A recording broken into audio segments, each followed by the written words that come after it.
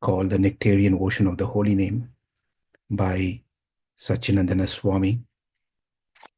And we are on the third chapter, Nama Aparada, and discussing about, learning about the 10 offenses that one must try to, not try to, must avoid. Going through the 10 offenses. Today is the last offense that we are going to learn about it. We should be careful with the last offense. Number one, to blaspheme the devotees who have dedicated their lives for propagating the holy name of the Lord. Two, to consider the names of the demigods like Shiva or Brahma to be equal to or independent of the name of Lord Vishnu. Three, to disobey the orders of the spiritual master. To blaspheme, number four, to blaspheme the Vedic literature or literature in pursuance of the Vedic version. Five, to consider the glories of chanting Hare Krishna to be imagination or exaggeration. Six, to give some interpretation on the holy name of the Lord. Seven, to commit sinful activities on the strength of the holy names of the Lord. Eight, to consider the chanting of Hare Krishna one of the auspicious ritualistic activities offered in the Vedas as fruitive activities, karma kanda. 9. To instruct a faithless person about the glories of the holy name. And 10. To not have complete faith in the chanting of the holy names and to maintain material attachments even after understanding so many instructions on this matter. Now let me read the book. Srutvapi nama mahatmyam yat priti rahita adamaha. This is to not have complete faith in the chanting of the holy name. And there's a subsection to this offense also that we will see later when we get there, which is inattentive while chanting. In order to consciously avoid this offense, it is necessary to understand the nature of material attachments, how they bind to material consciousness, and abstract offenseless chanting. For this, it is helpful to study the mentality of a materially attached person. So please pay attention here. It seems to be very important. Because his intelligence is covered by false ego, a person with material mentality sticks to the concept of I and mine. He thinks, I'm a Brahmana, I'm a Vaishnava, I'm a musician, or I'm a rich man. In other words, he thinks himself to be the doer. He sees the world as his property and considers himself the creator of his destiny and the enjoyer of his activities. Aham mamadi paramaha. That is from Srimad Bhagavatam. The phrase has been taken here.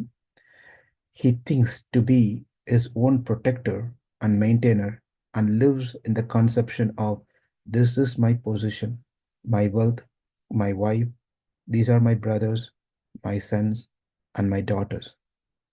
Thus, he is fully convinced of being able to attain all perfection and fame through his own efforts. Such persons are very proud of their knowledge.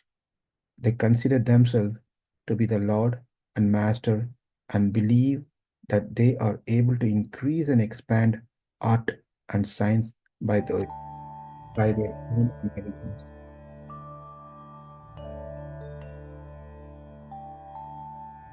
Use the volume if you want to see this one.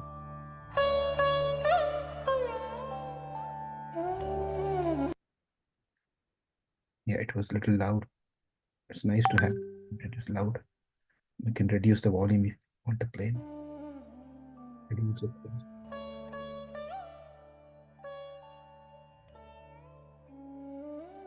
Reduce the space. Hare Krishna. Yeah. Such a person are very proud of their knowledge. They consider themselves to be the Lord and Master and believe that they are able to increase and expand art and science by their own intellect. Lord Rishabhadeva calls this Janasya Maho Aham Mameti. The illusion of the materially attached is the wrong conception aham, I, and mama, mine. Attachment to bodily designation is a symptom of spiritual immaturity. Let me read this one. Attachment to bodily designations is a symptom of material immaturity. It is an obstacle in the development of devotional service. This deeply rooted mentality can only be overcome by complete surrender to the holy name. When the spirit soul wants to enjoy in this material world, he has to accept a false identity just to be able to move and act in this foreign medium. If we want to dive into water, we similarly have to first dress in a diving suit. Our lungs have to be adapted to the respiration underwater by means of oxygen bottles, and our eyes need diving glasses. This means that we actually exchange our senses in such a way that we are able to exist underwater. Similarly, the spirit soul has to put on the diving suit of the material body to be able to exist in the kingdom of Maya. Our lungs are nothing but material oxygen bottles of the spirit soul.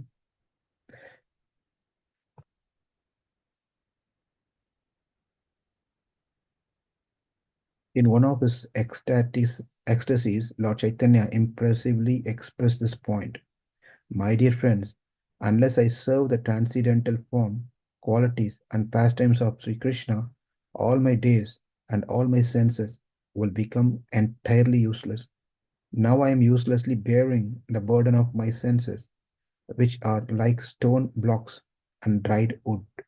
I do not know how long I will be able to continue without shame. A beautiful phrase. Very nice. We have another 2.5 pages. I'll just complete this two paragraph and we can pause and open for discussion. The self-realized, spiritually perfected soul can clearly realize the material body which he carries around with all its needs as a burden. Not only is material covering the body, but this whole material existence is dissented by him as an unnatural encumbrance, in the same way as one may feel the pressure of a bundle of wood on the shoulders. Sarvajna Acharya describes such an attitude. O my Lord, how extraordinary your devotees are! For them, the wide ocean is like a tiny puddle, the sun like a firefly, the looming golden, Mount Sumeru like a lump of dirt, a powerful emperor like a minor servant, a priceless jewels like a useless stones, desire trees like a dry twigs. For them, the whole material existence is like an insignificant bundle of straw. What else is to say? They regard their own body as a useless burden. So I'll pause there. We have 2 more pages to complete this 10th offense, but I'll open up for discussion and see if there is anything to discuss on this topic or anything else you have. Thank you. If there is nothing, then I'll continue reading based on how we go with the time.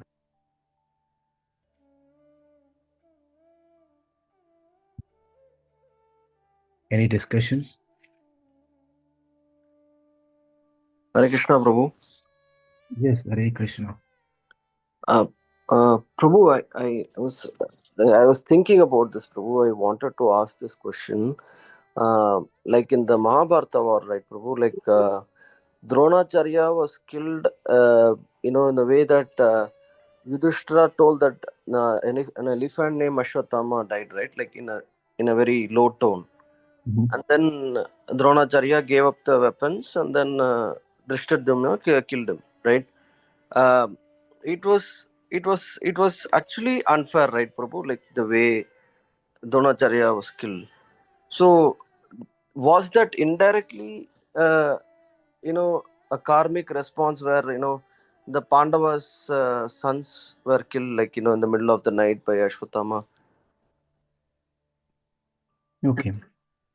So, compared to any other Kshatriya war, this war is little different. Kurukshetra war definitely started very dharmic, but then over the course of 18 days, there are many incidents that happened, which may not fall under the Kshatriya code of conduct on the battlefield. So this is just one. There are many things happened over there, but then it's all on this particular thing, whether it's Bhishma Dev or whether it's Karna or whether it's Dronacharya, especially these characters, these personalities, three of them had to be finished. And this is only thing is Krishna decide that we have to end. So um, it's Krishna's advice to finish. And also one other thing is Dronacharya made a made one mistake of coming into the battlefield. Being whatever his position is advisory and not get into the action. Just because someone is not performing their job, Krishna says very clearly in Bhagavad Gita, even if you're not good in what you're doing, as per your dharma, you have to continue doing that. One day you will become perfect. Dronacharya, being a Brahmana, his duty is only to teach, not get into the action. He got into the action and got to pay for it. And his attachment, as we are reading today in this particular session of chanting, the main thing is aham and mama. Dronacharya was very much attached to his son and caused his downfall. The thing that we need to learn from this is, yes, some things can happen, and some people are giving, some of us give an opportunity to others to take advantage of our weakness. So let's take this lesson rather than taking into a different angle.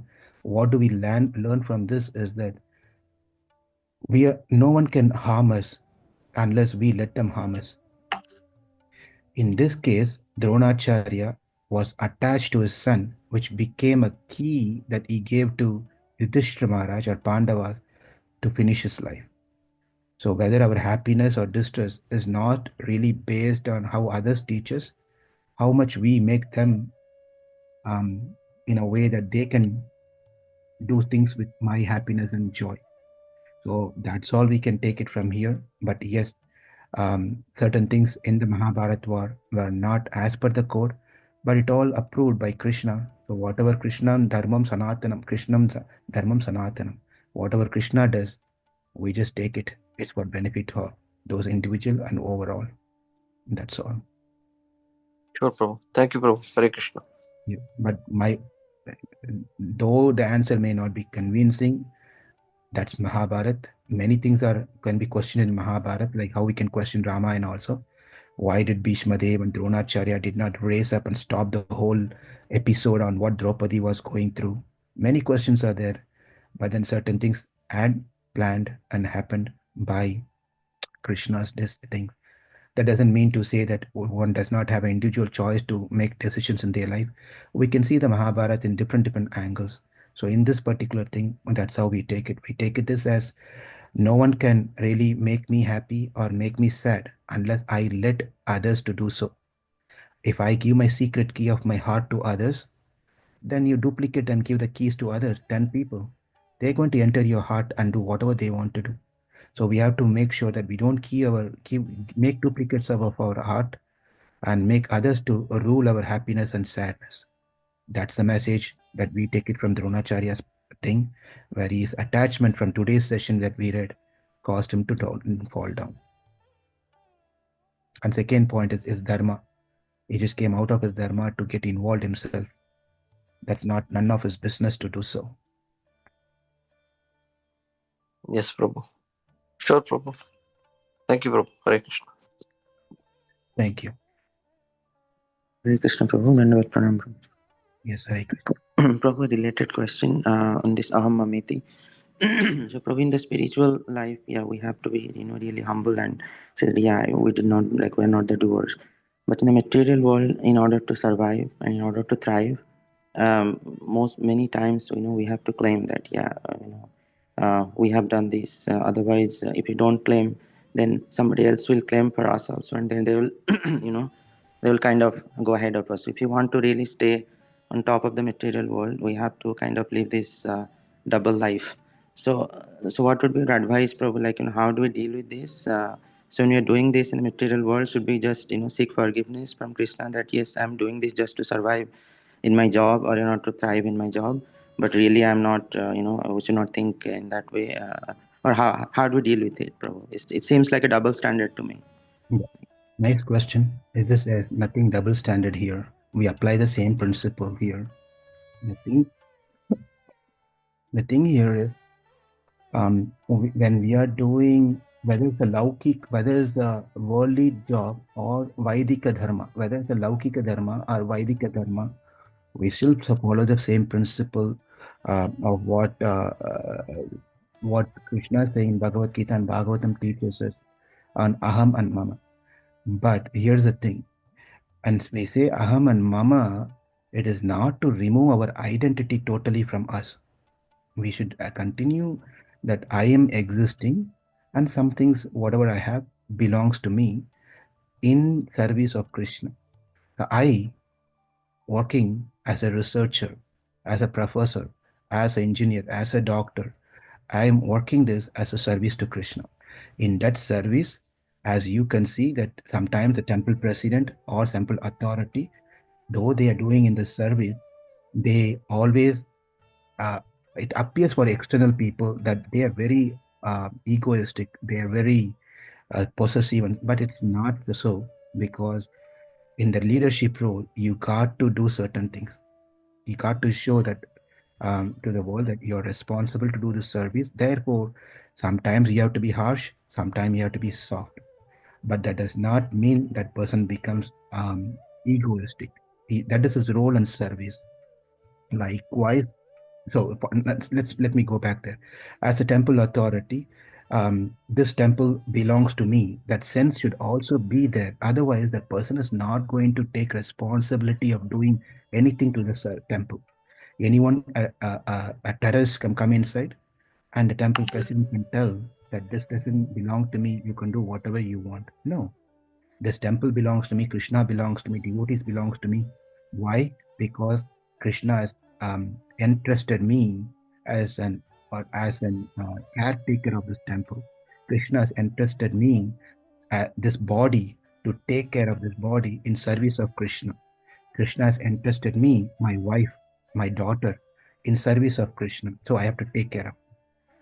Krishna has entrusted me this position, job, title, salary. So I have to do this as a service to Krishna. In that sense, you got to do what you got to do. If you have to call out that you have achieved something in your career, you got to do that as a service to Krishna. But people outside people may not understand this one. That doesn't matter. It really doesn't matter. But that's part of your job.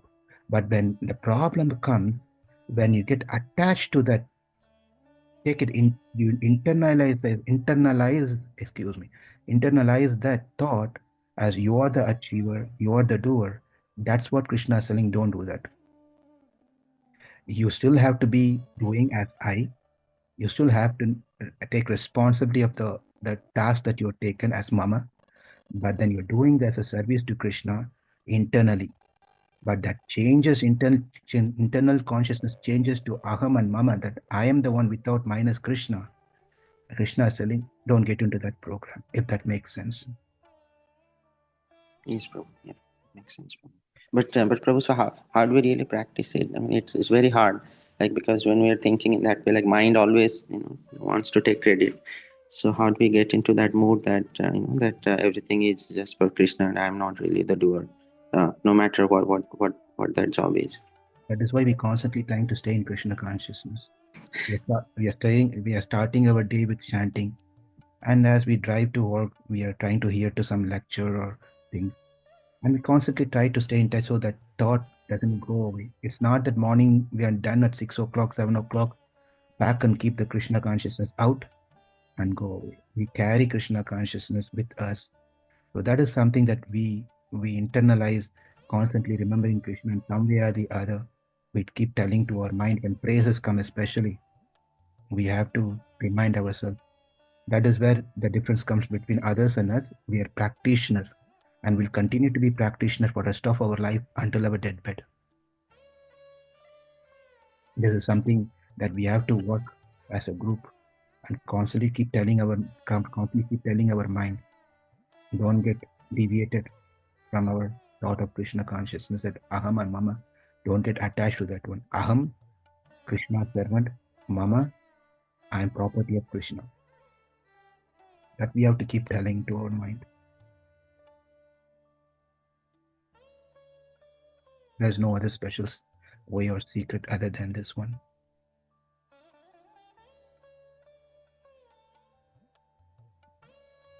Gopal Hare Prabhu, Krishna Prabhuji, Dinat Pranam. Gopal Prabhu, you okay?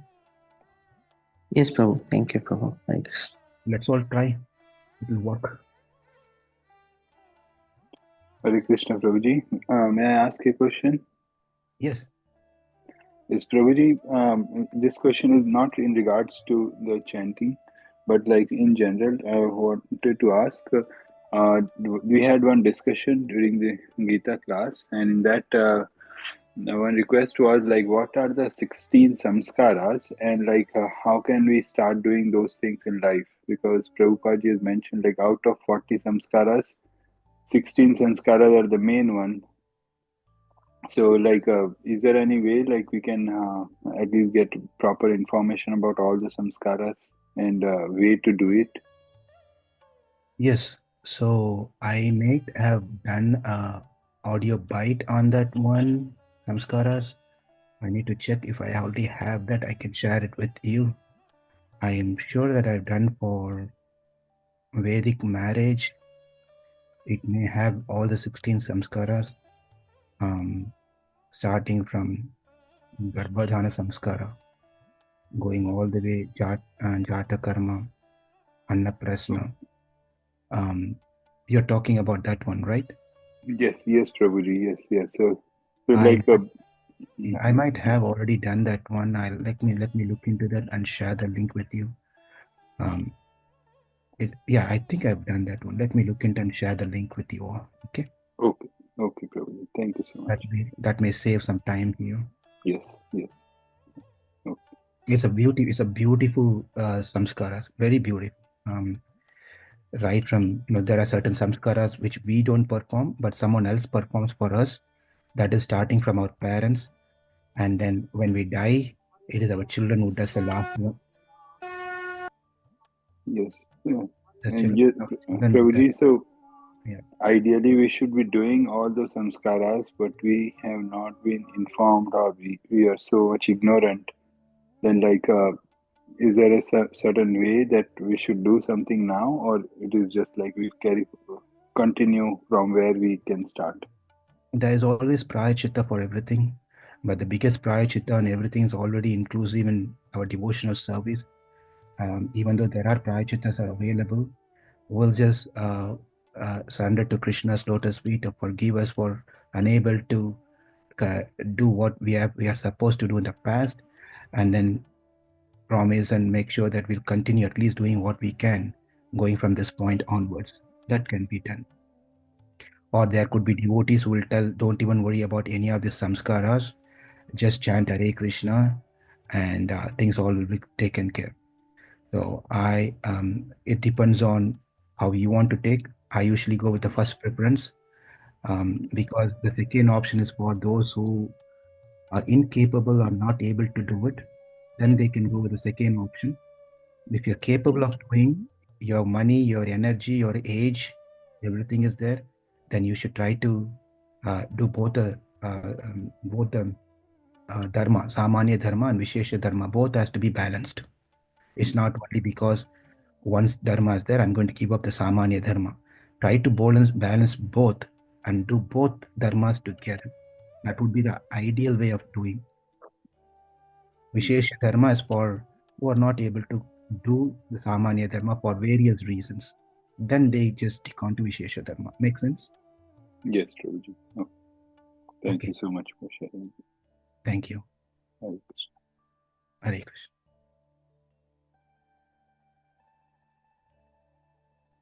Hare Krishna, Prabhu. Hare Krishna, Divya. Yes, Prabhu. I have a small question, Prabhu. It's been running in my mind from long time. Whenever I come All to the all the scripture starts with small question only, but ended up 700 slokas, 18,000 slokas, and everything. So let's see your small question. Yes, Prabhu. So whenever I come to temple, Prabhuji, when I take darshan or when I'm attending the aarti, I'll take the darshan of Krishna Balram and Gaur Raj, but my mind is always remembering Radha Madan Mohan.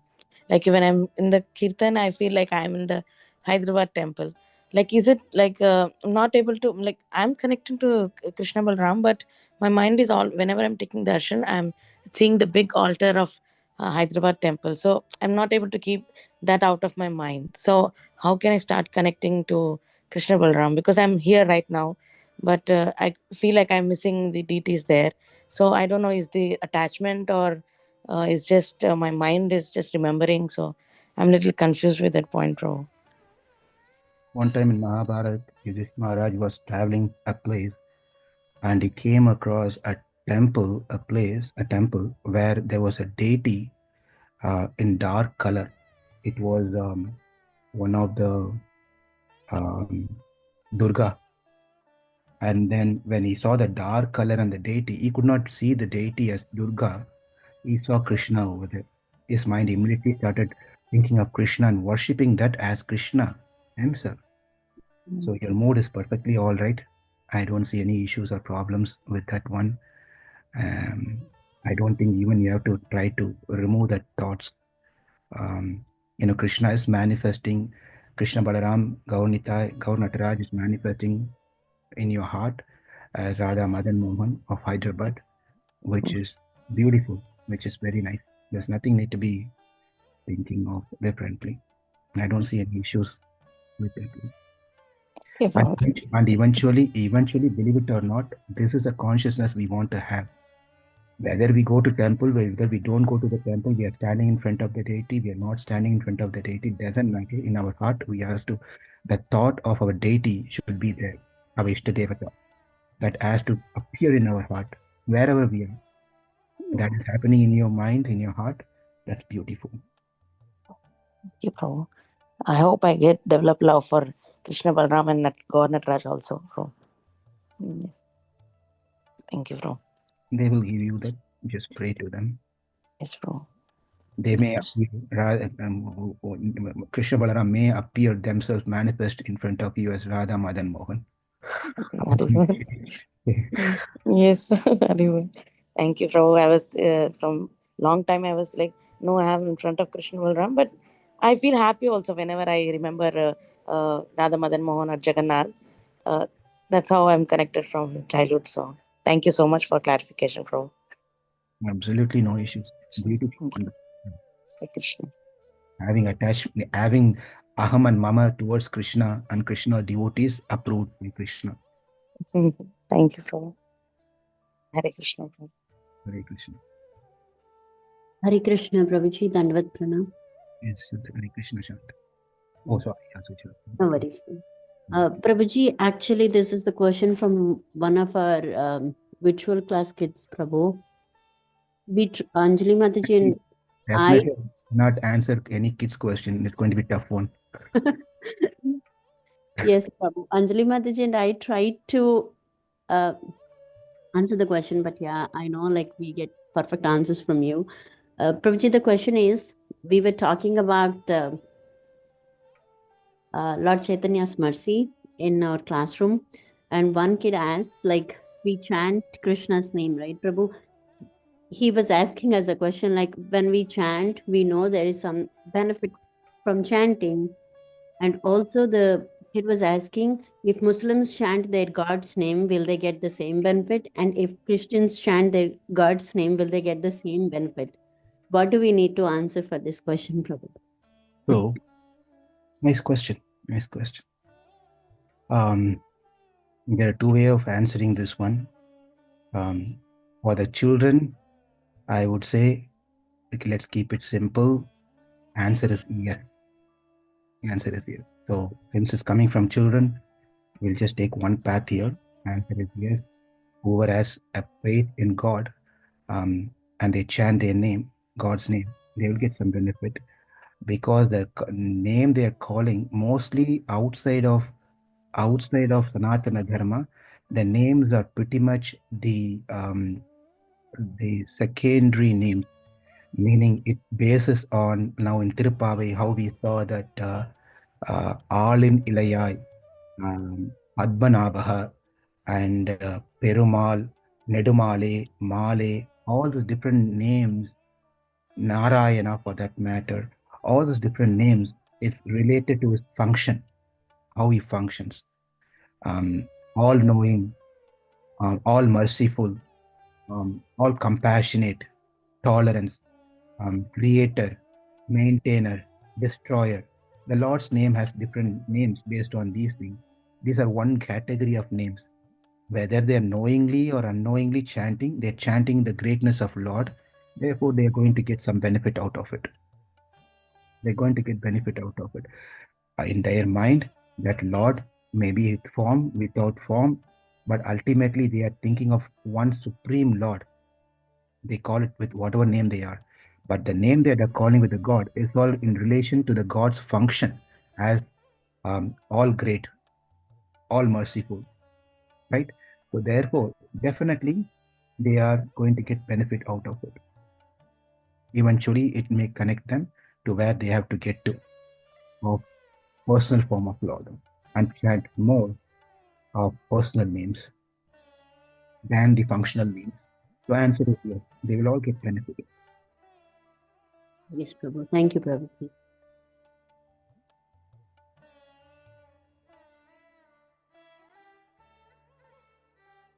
I was hoping you're going to ask what's the second way for adults. We have to understand all this different now. Second part of this one is we have to understand that all the different religions are all not Sanatanam, not eternal. Eternal Sanatana Dharma. The term Sanatana Dharma means that it has different meanings for this term Sanatana Dharma. One meaning is that Dharma also refers to knowledge. Sanatana Dharma means eternal knowledge. Eternal knowledge. What are the eternal knowledge? About important thing of we are knowledge about the eternal things. It's called Sanatana Dharma. What are the eternal things? Jivatma is eternal, Paramatma eternal. In one sense, Prakriti is also eternal. So knowing about these things is Sanatana Dharma, connecting them together is Sanatana Dharma, and realizing to come to a point of connecting to an eternality and attaining eternity in the spiritual world is what all about Sanatana Dharma. Whereas the rest of the religion is not Sanatana, it just happened hundreds of years, few hundreds of years back, and it's a pervaded extract versions of what is already be told in the Vedic literature, Sanatana Dharma, as some aspect of it has been there. So it's always better to go back to this eternal Dharma than the other dharmas. That's the second simple way of saying what we have to follow. That does not mean that whatever they are doing, a good things, is not going to give them a good result. They are going to get good karmas as they do good karmas, and as they chant the name of God according to their faith, it's going to increase their credential point. Sattva guna will be increased, and they may get a better life in the next life or any life to come. Hmm.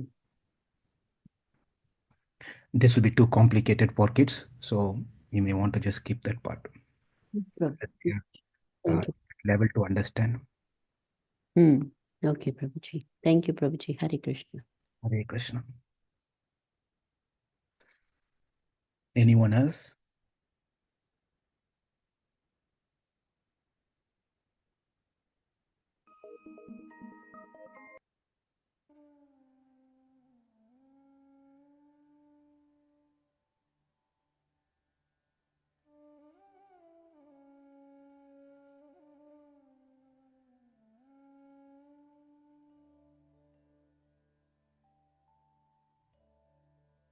I guess no further discussion, questions.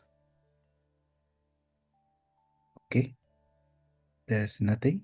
Thank you all very much for joining this morning, and have a wonderful rest of the day.